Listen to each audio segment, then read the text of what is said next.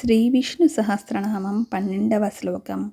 వసుర్వసుమన సత్య సమాత్మ సంమితః సమః అమోఘః పుండరీకాక్షో వృషకర్మ వృషాకృతిః.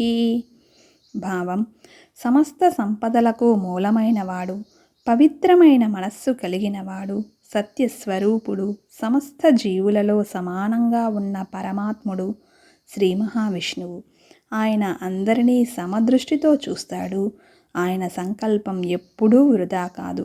కమలం లాంటి సుందర నేత్రాలు కలిగిన పుండరీకాక్షుడు, ధర్మాన్ని ఆచరించే వృషకర్మ, ధర్మస్వరూపుడైన వృషాకృతి అయిన శ్రీ మహావిష్ణువుకు మన హృదయపూర్వక నమస్కారాలు.